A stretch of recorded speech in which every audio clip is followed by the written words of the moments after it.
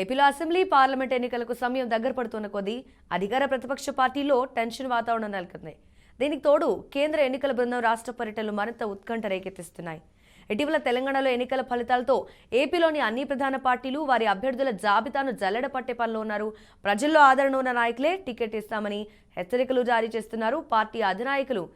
ఈ నేపథ్యంలో టికెట్లు ఆశించే అభ్యర్థుల్లో టెన్షన్ కనిపిస్తోంది. నియోజకవర్గాల వారీగా పార్టీ ఇన్ఛార్జీలు ఎమ్మెల్యేల ఎంపికపై నివేదికలు తెప్పించుకుని పరిశీలిస్తున్నారు పార్టీ అధ్యక్షులు. అయితే ఇప్పుడు కర్నూలు జిల్లాను శాసించిన నేతలు నేడు టికెట్ కోసం అభ్యర్థించే పరిస్థితి తలెత్తింది. ఒకప్పుడు సీట్లు ఇప్పించిన నాయకులు సైతం నేడు సీట్ వస్తుందా లేదా అని ఆందోళన చెందుతున్నారు.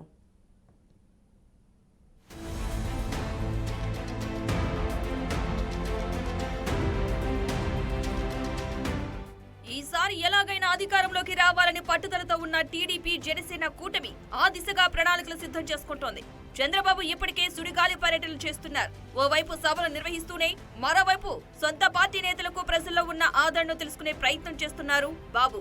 ఈసారి ప్రజల్లో ఆదరణ లేని నాయకులకు టికెట్ల కేటాయింపు ఉండదని టీడీపీ ముఖ్య నేతలు అంటున్నారు. దీనిలో భాగంగా ఉమ్మడి కర్నూలు జిల్లాలో పట్టు కోసం టీడీపీ ప్రయత్నిస్తోంది. వైసీపీ ఇక్కడ అత్యంత బలంగా ఉంది.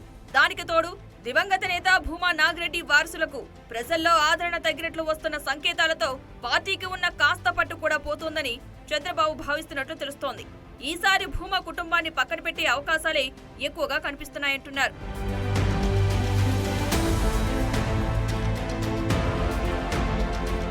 టీడీపీ రాజకీయ వ్యవహారాలను పర్యవేక్షించే ఓ సంస్థ కర్నూలు జిల్లాలో సర్వే నిర్వహించింది.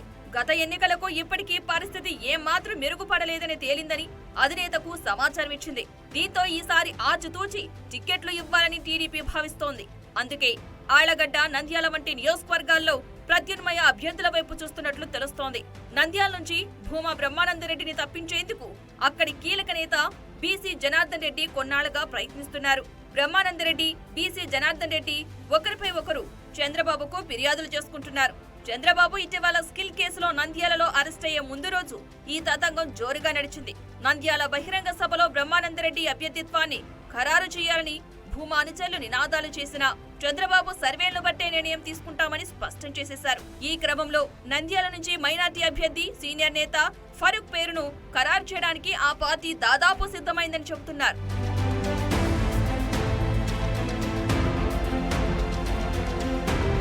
మరోవైపు భూమా నాగిరెడ్డి కుమార్తె మాజీ మంత్రి అఖిలప్రియకు ఆళ్లగడ్డలోనూ అవకాశాలు సన్నగిల్లుతున్నాయి.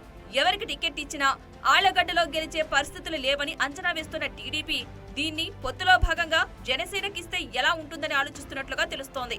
ఆళ్లగడ్డలో బలిజ ఓటర్లు అధికంగా ఉండటంతో జనసేనకిస్తే బాగుంటుంది అనే నిర్ణయానికి వచ్చినట్లు తెలిసింది. ఈ తరుణంలో సీనియర్ నాయకుడు ఇరిగెల రాంపుల్లారెడ్డి జనసేన పార్టీలో చేరడం ప్రాధాన్యత సంతరించుకుంది.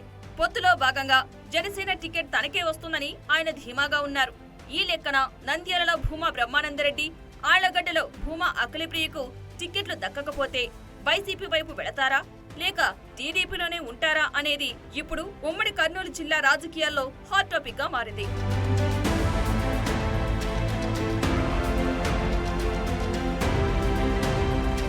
కర్నూలు జిల్లాలో కోట్ల సూర్యప్రకాష్ రెడ్డి పేరు తెలియని వారు ఉండరు.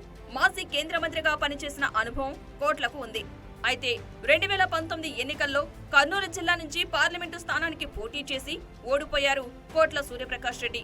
కోట్ల భార్య సుజాతమ్మ కూడా ఆలూరు నుంచి అసెంబ్లీకి పోటీ చేసి ఓటమి పాలయ్యారు. 2024 పార్లమెంటు ఎన్నికల్లో మళ్లీ ఎంపీగా తనకు, అసెంబ్లీ ఎన్నికల్లో తన సతీమణికి అవకాశం ఇవ్వాలని కోరుతున్నారు కోట్ల.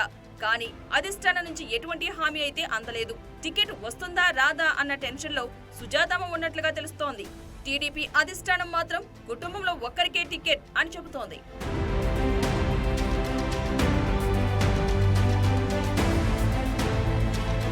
ఇక కేఈ కృష్ణమూర్తి కుటుంబం విషయానికొస్తే జిల్లాలో తిరుగులేని నేతగా ఉన్నారు కృష్ణమూర్తి. గత ప్రభుత్వంలో రాష్ట్ర ఉప ముఖ్యమంత్రిగా ఉండి 2019 ఎన్నికల్లో తన రాజకీయ వారసునిగా కొడుకు కేఈ శ్యాంబాబును పోటీ చేయించారు. అయితే శ్యాంబాబు ఎన్నికల్లో ఓటమి పాలయ్యారు. ప్రస్తుతం శ్యాంబాబు టీడీపీ పత్తికొండ ఇన్ఛార్జిగా ఉన్నారు. ఇప్పుడు 2024 సార్వత్రిక ఎన్నికల్లో పత్తికొండ సీట్ను శ్యాంబాబు ఆశిస్తున్నారు. డోన్, పత్తికొండ 2 సీట్లను కృష్ణమూర్తి అడుగుతున్నారు. కానీ ఇప్పటికే డోన్ అసెంబ్లీ నుండి ధర్మవరం సుబ్బారెడ్డి పోటీ చేస్తారని అధినాయకుడు ప్రకటించారు.